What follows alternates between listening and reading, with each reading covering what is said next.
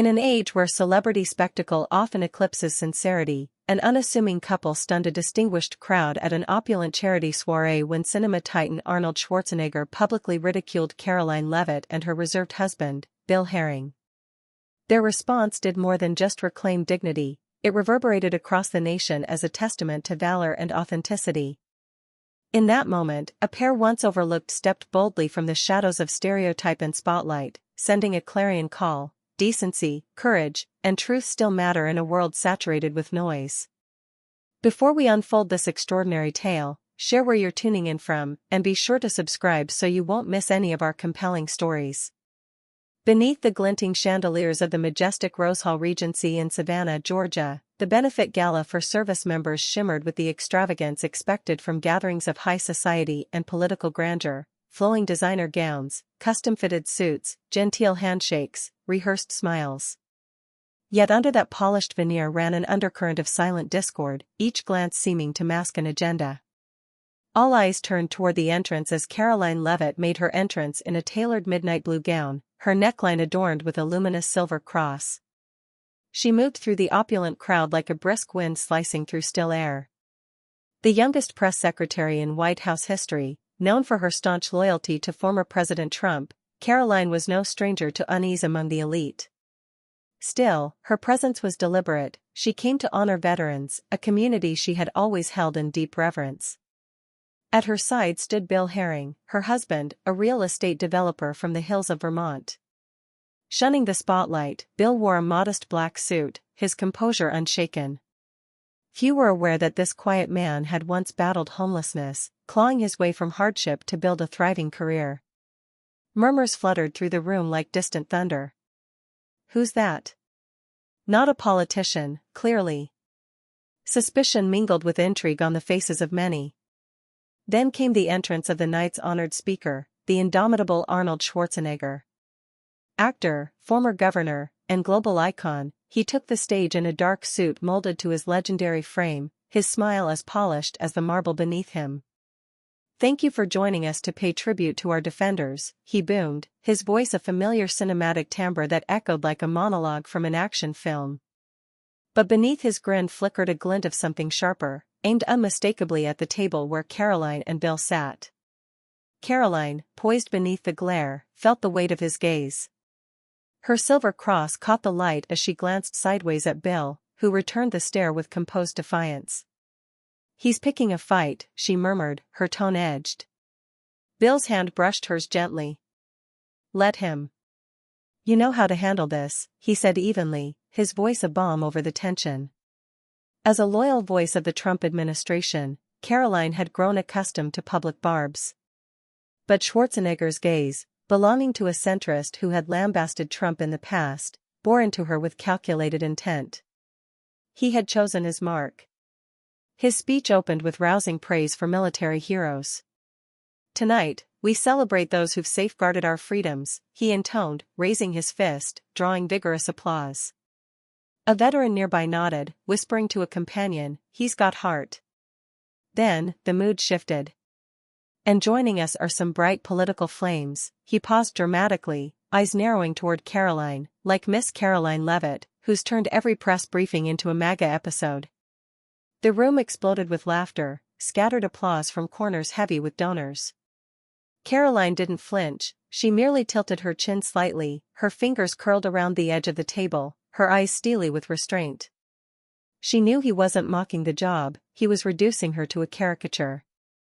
Then came the jab at Bill, delivered with a drawl soaked in derision. And her husband, Mr. Bill Haring, a real estate man, no doubt scouting Trump Tower knockoffs for the faithful. He let the insult hang like a smirk. "Maybe he's erected his own mega bunker by now, right?" Laughter again, forced, high-pitched, though not universal. In one corner, a veteran with medals across his chest frowned. "That's out of line," he muttered. Another, older, with gray-flecked hair, shook his head slowly, disheartened. Caroline's anger flared beneath her skin like fire under ice. Bill sat unmoved, but his jaw clenched, hand gripping the edge of his chair, his knuckles blanched. "Let it go," he said under his breath, though the strain in his voice betrayed the tension beneath. A man who had once spent nights in his car to afford college, who rose from obscurity without aid or privilege. Bill didn't need recognition. He stood proudly beside Caroline, quietly resilient. And now, Schwarzenegger had turned his journey into a punchline. But the actor wasn't finished. "I honestly thought he was Miss Levit's luggage handler," Schwarzenegger quipped with theatrical mockery. "She's the real headline, he's just tagging along, a small-town businessman in the shadow of the MAGA muse." Laughter spilled across the ballroom again, though this time, it faltered. In the back, a cluster of veterans exchanged looks. One muttered, "This isn't comedy night. This is a veterans tribute." A gray-haired gentleman leaning on a cane rose and walked out, his disappointment visible. Another donor leaned toward his companion, whispering, "That crossed the line." Caroline had had enough. She rose, her navy gown cascading behind her like a flag unfurled in battle, and began walking deliberately toward the podium. A hush fell over the room, breaths suspended in collective anticipation. From the side of the stage, Liza Pickme, the evening's host and a veteran journalist, hurried forward, her voice hushed with urgency. "Miss Levit, you're not scheduled to speak." But Caroline was already at the microphone, her gaze ablaze, her stance unyielding. A few steps away, Schwarzenegger folded his arms, a crooked grin playing on his lips. "Decided to join the entertainment, Miss Levit?" he quipped, his voice laced with derision. Caroline faced the audience head-on, her voice slicing through the tension, clear, composed, and unwavering. "I came here to honor those who've served this country, not to watch my husband be reduced to a joke by someone mistaking celebrity for a license." There was a beat of stunned silence, then scattered applause, hesitant but growing, led by a young veteran near the front. She continued, her voice steady, cutting through the ambient glamour like glass. "Bill Haring doesn't need a film career or a governor's mansion to validate his worth. He built his life from hardship, not headlines, something that no red carpet can outshine. Mr. Schwarzenegger, you may be a legend of the screen, but tonight you've dimmed the dignity this event was meant to embody." The room responded with a roar. A young serviceman with a metal pin to his lapel stood with his fist raised in solidarity, triggering a wave of others to rise. An older woman near the front, clutching a photo of a fallen soldier, nodded solemnly, tears brimming in her eyes. One donor leaned in to whisper, "She's not here to play games." Caught off guard by the groundswell of support, Schwarzenegger reached for the microphone. But Caroline raised her hand, a quiet but firm command that halted him mid-step. "I've said what needed to be said," she declared, her tone like steel beneath silk. "But if you're looking for a sparring partner, pick someone who matches your weight." She placed the microphone down and walked back to her seat, her posture regal. Bill rose to meet her, his expression a blend of pride and quiet worry. As she reached him, he gently took her hand and whispered, "You just made everyone here think twice." But both knew this was far from over. In a dim corner of the ballroom, a young attendee, eyes wide, phone raised, had captured the entire exchange. Moments later, the clip was online, captioned, "Caroline Levit just schooled Arnold at the gala."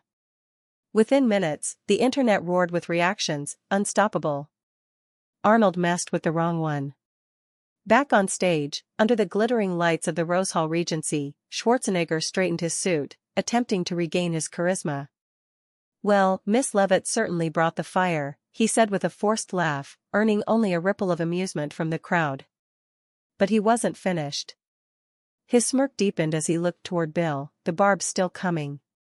"Of course, I was just playing around," he said, waving dismissively. "I mean, Mr. Ricchio's probably too busy building condos for Trump fans to take the stage, right?" His grin widened. "Letting his wife take the limelight, that's some strategic marriage planning, isn't it?" This time, the laughter came half-hearted and strained, mingled with uncomfortable murmurs. A young veteran in the back leaned toward his companion, muttering, "He doesn't know when to quit." A woman wearing a simple gold bracelet engraved with her son's service number glared up at the stage, her expression carved from stone. Caroline stirred in her seat, fury igniting again. She began to rise, but Bill placed a gentle hand on her arm. His eyes held hers with quiet certainty. "Let me," he murmured. Caroline hesitated, then nodded, trusting the man who had always stood unshaken beside her. Bill rose. His frame, tall and broad in his plain black suit, moved toward the podium with deliberate calm. Every footstep echoed, as if etched into the hardwood floor. The room held its breath once more. Liza Pickme instinctively moved forward to intervene but halted at the resolve etched into his features. A tech assistant near the curtain sensed the moment and quickly passed him a microphone. Schwarzenegger cocked a brow, his smile faltering. "So Mr. Riccio wants a turn now," he said, though his tone had dulled, wary. Bill didn't meet the jest with a smile. He stepped into the spotlight, letting it settle over him like a challenge. Then he spoke, his voice low, rich, and anchored with conviction. "I'm not here for applause," he began, the room hanging on every word. "I've never needed bright lights or celebrity to prove who I am. But when a man mocks the road I've walked, from sleeping in cars to building my future, to score a laugh, I cannot remain silent." The ballroom was motionless. Even the air felt still. An older veteran, his jacket heavy with commendations, looked on, his expression softened by admiration. Bill continued, each phrase deliberate, each pause measured. "Caroline doesn't need defending, she's the strongest person I've ever known. But strength deserves respect. So do the quiet lives of people like us, who've fought battles without ever asking for recognition. That's what tonight should be about." He turned then, locking eyes with Schwarzenegger. His tone was colder now, stripped of diplomacy. "You played heroes in films, Mr. Schwarzenegger. But here? You're just a man who's misplaced his understanding of honor. You mock, but you don't speak for the people who've bled for this country's ideals. And you certainly don't represent the spirit we came here to celebrate." Then came the roar. Applause surged like a storm breaking free. Cheers crashed over the stage, louder, more heartfelt than before. Veterans stood again, many saluting him in silent reverence. In the VIP section, a woman wiped at her eyes, whispering, "Now that's a man worth listening to." Liza Pickme, still in the wings, pressed a hand to her mouth, overwhelmed. And Schwarzenegger, once untouchable under the gala chandeliers, found himself mute.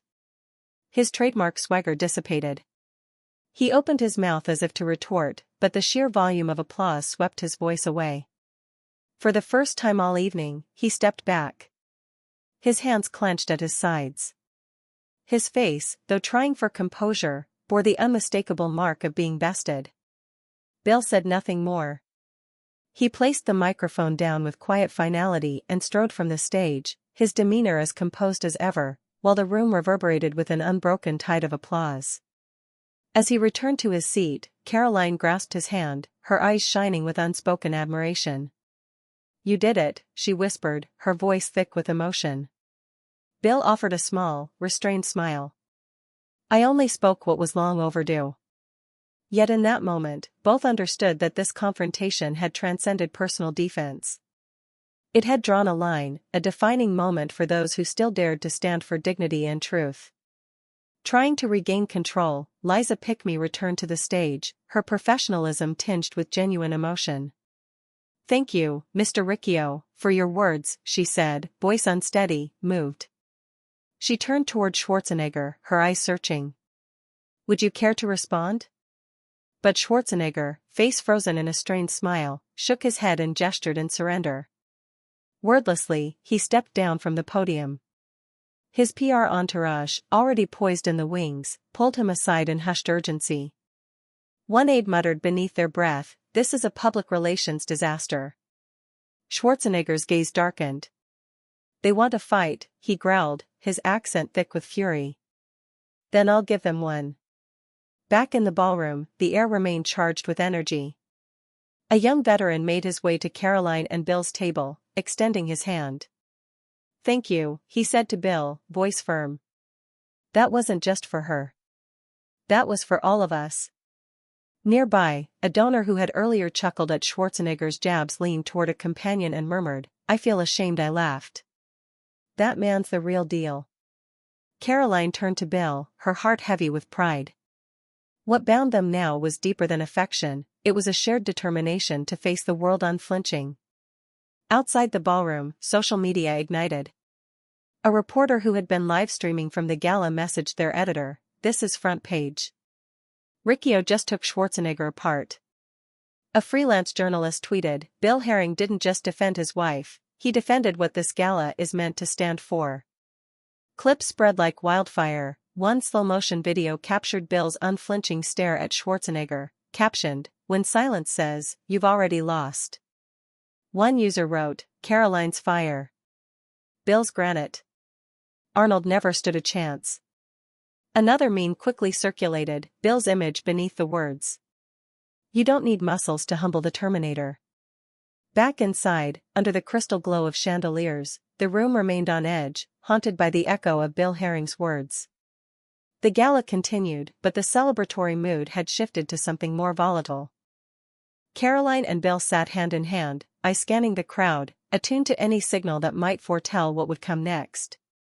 Liza Pickme returned to the stage, her voice composed but her tone subdued as she introduced the next portion of the evening, the charity auction in honor of veterans.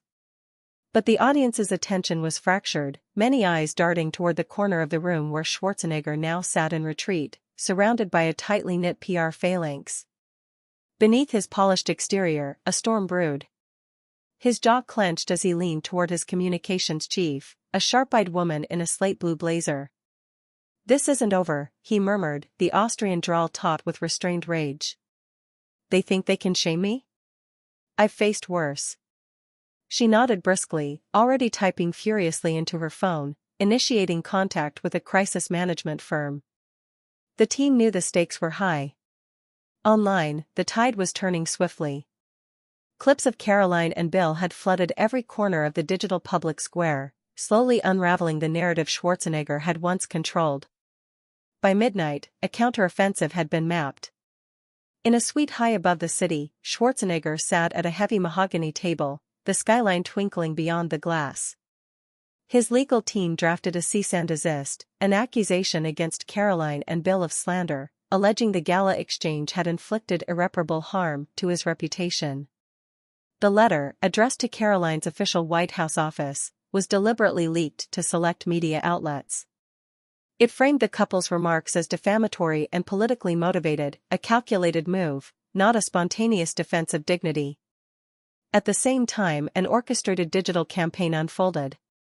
Anonymous accounts, likely traced to PR proxies, launched an attack under the hashtag #LevitLies, questioning the couple's integrity and motives. One post read, "Caroline Levit spun a harmless joke into political drama. Classic victim play." Another jabbed, "Is Bill Haring really self-made, or just a well-packaged political prop?" Back in their DC apartment, Caroline stood at the kitchen counter, a now cold cup of coffee in front of her. The early sunlight slanted through the blinds, casting gold bars across the floor. Bill poured tea. "What's the verdict?" he asked gently. Caroline slid the letter toward him. Her voice was low, calm, but her eyes held a glint of steel. "They're calling it defamation. Schwarzenegger's opening a legal front." Bill scanned the document, his brow furrowed. He folded the letter and set it aside. "He's rattled," he said simply. "If he were in control, he wouldn't be shouting this loud." Caroline nodded. She had weathered scandals before. She knew how to navigate a smear campaign, and she had expected this. What Schwarzenegger didn't understand was that she was more than a mouthpiece. She was a strategist. Across town, in a temporary PR war room, Schwarzenegger's team gathered around laptops and whiteboards. A young operative, hair pulled into a tight bun, tapped a marker against her teeth. "We spin it as political grandstanding," she said. "Frame Levit as an opportunist. Turn the gala into a PR stunt she hijacked for her own gain. If we own that narrative, we get traction back." Schwarzenegger nodded, but his expression betrayed something else, the first hint of uncertainty. "They're more formidable than I thought," he murmured. "She's not just a press secretary. She's a fighter." Even so, he gave the green light. His team moved quickly, contacting sympathetic media outlets, planting stories that sowed doubt about Caroline and Bill's authenticity. But what none of them yet realized was this: a narrative once tightly controlled had cracked, and from those fractures, something unshakable was beginning to rise. A conservative blog, tucked in the quieter corners of the media sphere, accused Caroline Levit of orchestrating drama to elevate her stature within Trump's orbit. Another questioned, Bill Haring, self-made success, or merely the man behind his wife's spotlight? But Caroline did not retreat. Instead, she summoned her media team to the White House briefing suite, her eyes flashing with a calm intensity. "Schwarzenegger wants to play dirty," she said, her voice clipped and commanding. "Then we'll beat him with the one weapon he can't fake, the truth." From a locked cabinet, she retrieved a slim black folder, a file she had safeguarded since 2009, when Schwarzenegger still sat in Sacramento's highest office. Inside were documents detailing his decision to defund a state-run job training program for veterans. Publicly, he had cited budgetary constraints. But the enclosed emails told another story, one of quiet political maneuvering, distancing himself from a conservative partner organization to maintain his centrist brand. "He didn't just mock us," Caroline told her team, spreading the evidence across the table. "He turned his back on the very people he claims to champion." She scheduled an appearance that same week on the John Milton Report, a primetime program with reach deep into America's heartland. Under the piercing lights of the studio, Caroline sat poised in a tailored navy blazer, eyes unwavering. "Mr. Schwarzenegger claims we defamed him," she began, her tone sharp but measured. "But here's what the record shows. In 2009, he cut a veteran support initiative, not for lack of funds, but to avoid association with a conservative nonprofit." She held up the file, and the camera zoomed in. Highlighted excerpts glowed beneath her fingertips, Schwarzenegger's name emblazoned in bold ink. "This isn't speculation. These are internal emails, bearing his approval, sealed with his decisions. He has no right to lecture anyone about honor, especially not my husband, who's lived it." The audience broke into spontaneous applause. Even the typically cool John Milton arched a brow in admiration. "You just lit a fire, Caroline," he said. "This is going to blow up." And it did. The internet detonated. Screens across the country flashed with freeze frames of Caroline, documents in hand. Social media surged. Hashtags like #VeteransBetrayed and #TruthOverTrophies began to trend. A veteran posted, "I was in that program. Schwarzenegger left us behind. Caroline just spoke what we all lived." Another wrote, "Arnold wants to sue her? She just proved he's the one hiding something." A meme quickly spread, Schwarzenegger's image overlaid with the caption, "I'll be back, but never for veterans." The fallout was swift and staggering. Prominent veterans organizations, from the VFW to the American Legion, issued public statements, condemning Schwarzenegger's 2009 decision and praising Caroline for her courage. In a modest press event outside a VFW hall, young veterans took turns sharing how they had been impacted by that very funding cut. "We lost jobs," one said, eyes hard with memory. "And no one said a word, until now." Caroline's the only one who dared. In a high-rise hotel suite across the city, Schwarzenegger watched the interview from a sleek leather armchair. The glow of the screen cast long shadows across his face. His team scrambled. "No one told us she had that file," a young aide said, panic in her voice. "We can say the emails are out of context," a strategist offered weakly. "Silence," Schwarzenegger snapped, his voice a growl beneath his breath. "They want truth? Then let's give them a war." He ordered his digital team to escalate, spread doubt about the legitimacy of the documents. Accusations flooded the web, that the files were fabricated, the context distorted. The #Levit lies returned, peddled by anonymous accounts and shadowy outlets. But it collapsed almost immediately. Investigative reporters independently verified the emails. Archives were pulled. Former staffers confirmed the decision. The story had substance, and now, it had momentum. At home in D.C., Caroline and Bill sat side by side on their worn but comfortable couch, watching the coverage unfold. Bill turned to her, eyes filled with both admiration and unease. "You've put him at the center of the storm," he said softly. Caroline nodded, her expression steeled. "And he's not going to go quietly." "He's been silent too long," Bill muttered, handing her a steaming mug. "He's waiting to strike." "But now he's cornered," Caroline replied. "The more he lashes out, the clearer his motives become."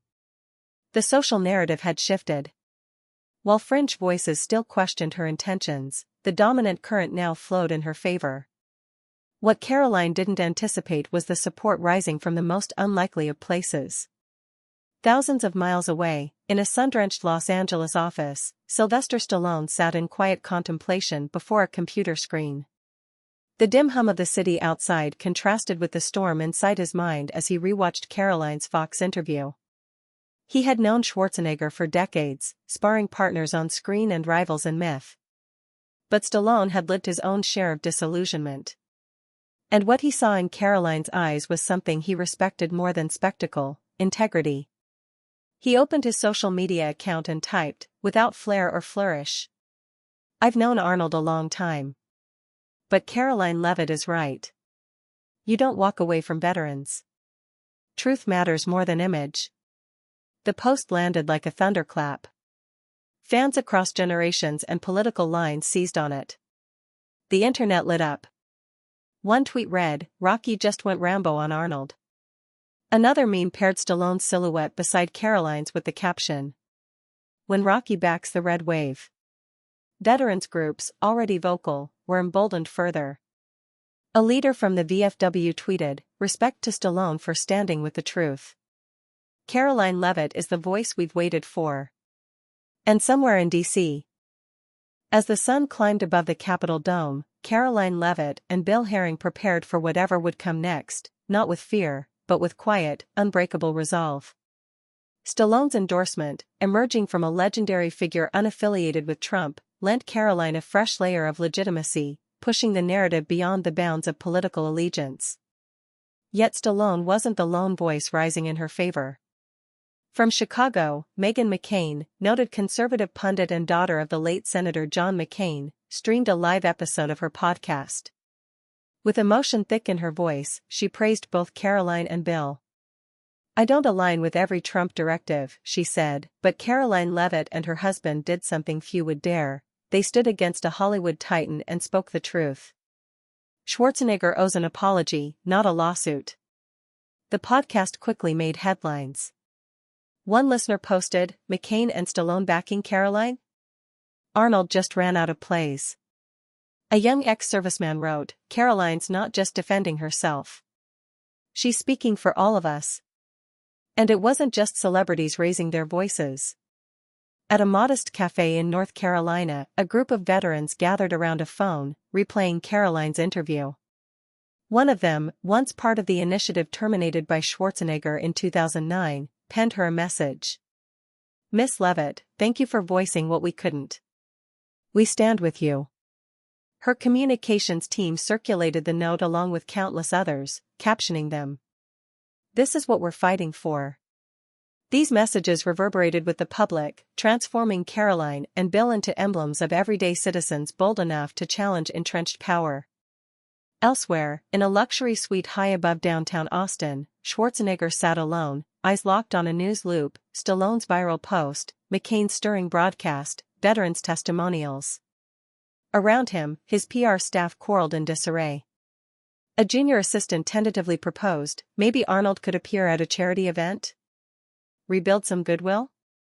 But an older consultant dismissed it. Too late. Levitz cast him as someone who turned his back on veterans. Schwarzenegger's brow furrowed. He struck the table with a clenched fist. "I don't lose," he muttered. "They want truth? I'll rewrite it." But his voice lacked its trademark steel, and everyone in the room knew the danger in every step they now took. Back in her Washington, D.C. office, Caroline reviewed a stream of supportive messages with her media team. Her gaze was intense, unwavering.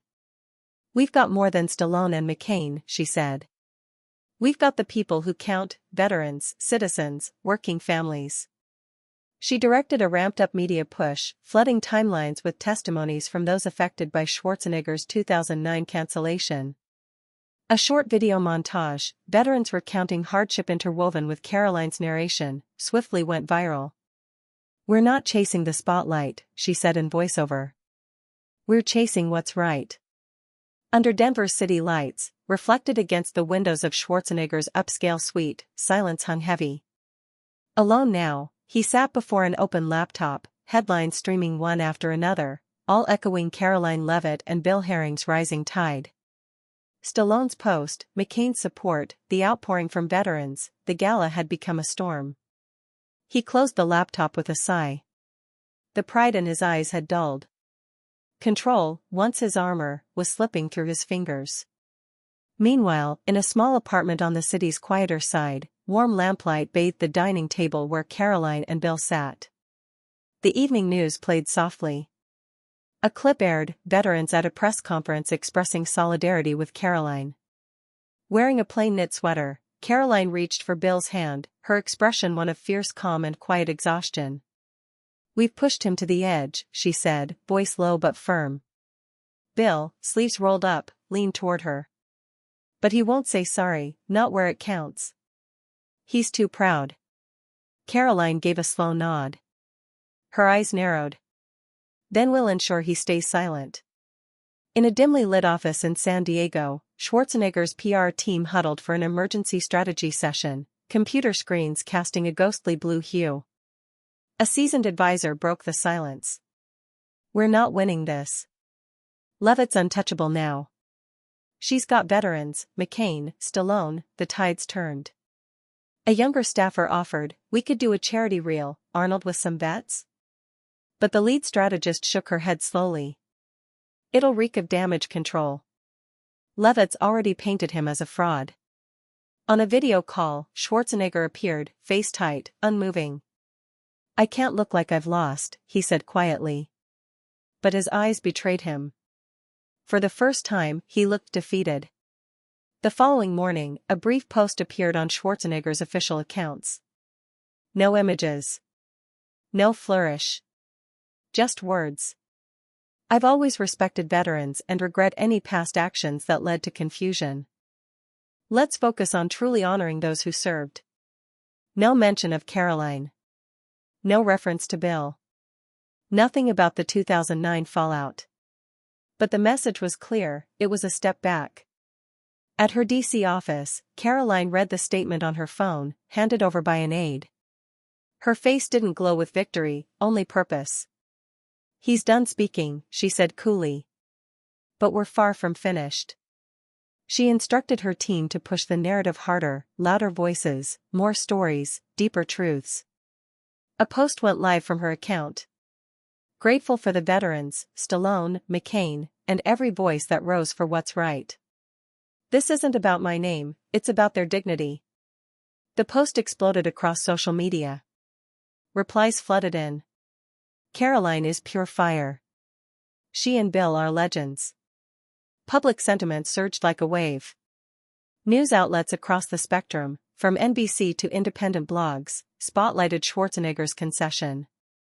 A CBS anchor commented, "Caroline Levit and Bill Haring achieved the impossible. They made a Hollywood powerhouse step back without ever seeing a courtroom." One journalist summarized it bluntly, "They didn't just win. They reminded us that integrity still matters." Veterans groups kept rallying.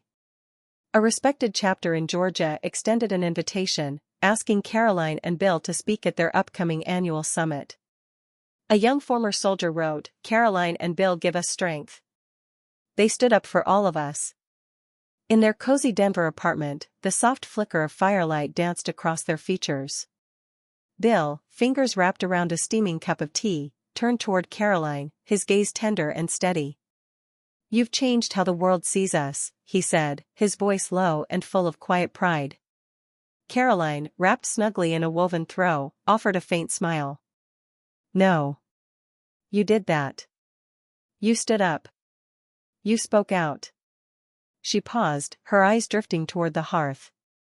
"But I don't think he's done. He's just waiting for the dust to settle." Bill nodded, threading his fingers through hers. And when he does, we'll be there. Like always, he replied, his tone resolute. In his sprawling Scottsdale estate, Schwarzenegger sat alone before the muted television, a segment on Caroline fading into silence. His team had unraveled, some departed, others disengaged. A message buzzed on his phone, terse and damning. We can't outplay Levit. She's too sharp. He didn't answer. Instead, he stood, staring out over the desert horizon. It wasn't power or fame he'd lost, it was the battle for moral ground. What Caroline and Bill had, he couldn't manufacture: authenticity. Online, the groundswell continued. A comment read, "They didn't just outmaneuver Arnold. They reminded us that honor isn't outdated." A viral meme swept through feeds, showing the couple framed in light with the bold tagline, "Challenge Levit and Riccio, and you've lost before the fight begins." A freelance columnist observed, "This isn't some industry scandal. It's a parable about courage in the face of celebrity." Messages poured in from veterans. One wrote, "Caroline and Bill gave us a voice when we were forgotten. Thank you." Golden twilight bathed the rolling hills surrounding the Salt Lake City Veterans Hall, where hundreds gathered beneath a waving field of American flags. The occasion, a tribute to those who defend truth, had taken on greater meaning in the wake of Caroline Levit and Bill Haring's public stand. The air was thick with emotion, stories exchanged in hushed tones, old comrades reunited. Flags snapped gently in the wind. Caroline and Bill arrived quietly, embraced by a sea of handshakes and tearful gratitude. Caroline wore a deep sapphire coat, her hair pulled into a neat twist. Bill, calm and composed, donned a light gray vest over a crisp white shirt. An elderly man with a red beret approached and gripped Bill's hand with reverence. "You made us proud," he said, his voice fragile yet firm. Bill bowed slightly. "We only did what was right, sir." Watching, Caroline felt something shift deep within her, a sense of belonging, not just to a cause, but to a community reborn through truth. Organizers invited her to give the keynote address, a gesture she accepted with grace. As she stepped up to the simple wooden podium, the dying sun poured amber light through the hall's wide windows, casting her in a gentle glow. Silence fell. Only the rustle of a breeze could be heard. Caroline rested her hands on the podium, her eyes roaming the room, faces marked by service, loss, perseverance. There were no flashing lights, no cameras. Just people who knew what it meant to fight battles both public and private. "My friends," she began, her voice calm and sincere, like a story passed from one heart to another. "I'm not here for accolades. I'm here because you taught me that bravery isn't loud, it's standing tall when the world looks away." A wave of soft applause moved through the room. She pressed on, her tone rising with gentle conviction. "When Bill and I were ridiculed, we didn't answer with anger. We answered with purpose, because people like you should never be made invisible by ambition or vanity."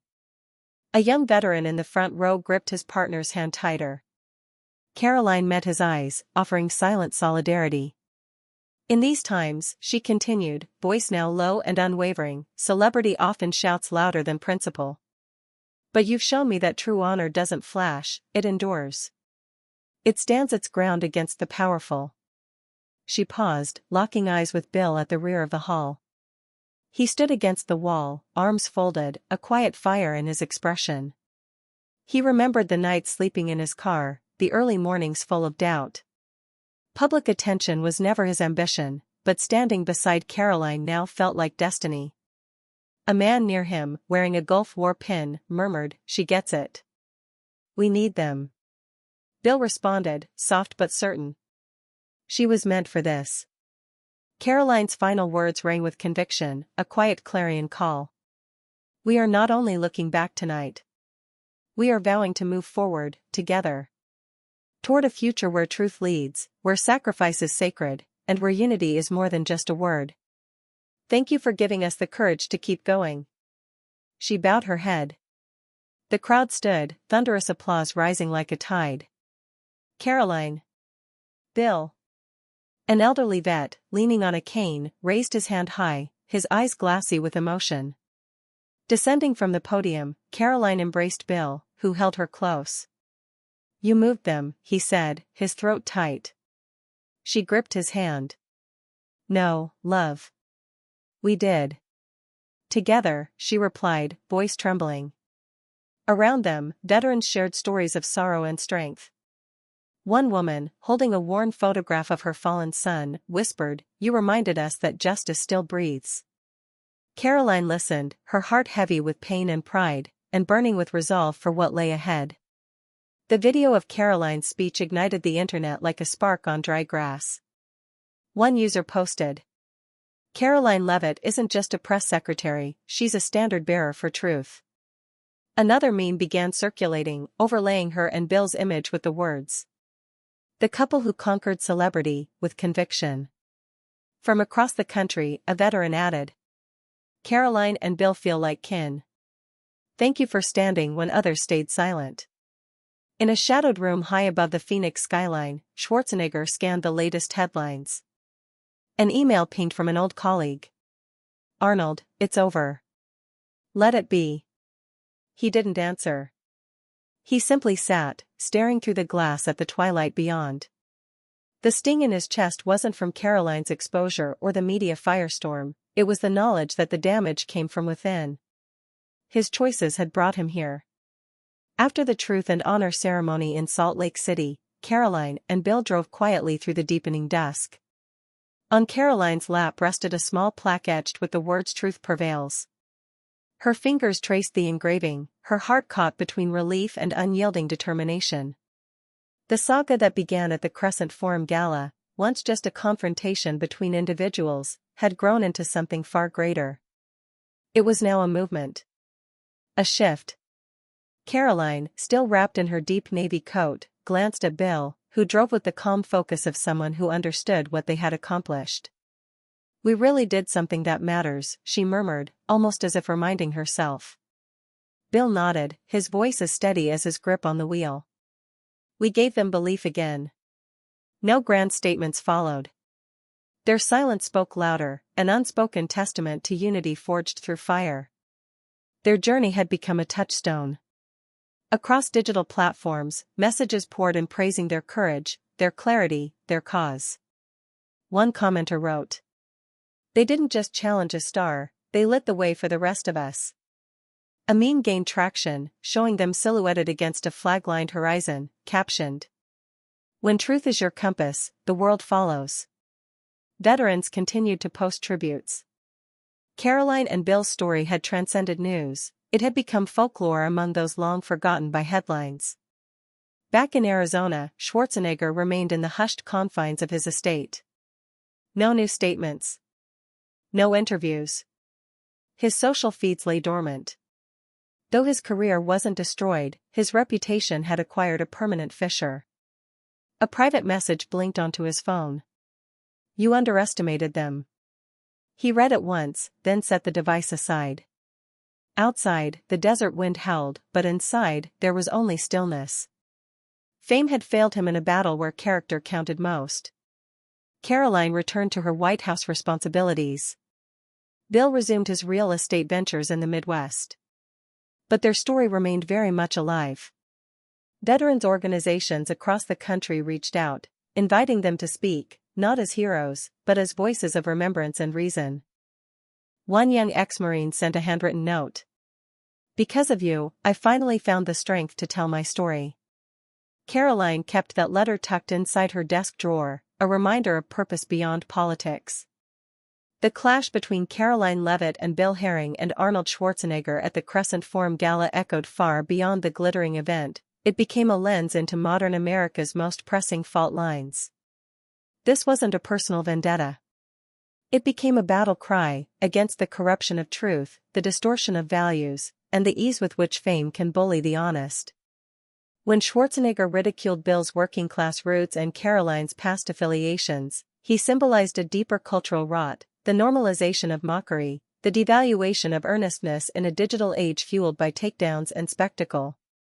Caroline's powerful rebuttal, especially the revelation of Schwarzenegger's 2009 veteran program cuts, proved something essential: facts still matter. evidence still speaks. Even in the age of misinformation, truth holds weight. Unexpected yet heartfelt support from figures like Sylvester Stallone, Meghan McCain, and a swelling wave of veterans revealed something enduring about American spirit, the resilience of solidarity, and reverence for those who serve.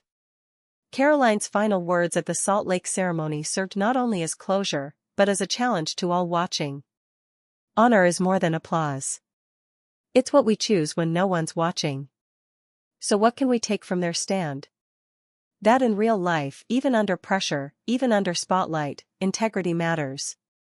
That when facing down power, bring your truth, and bring your receipts. That allies matter. From old friends to unlikely celebrities, you never know who might lift your voice higher.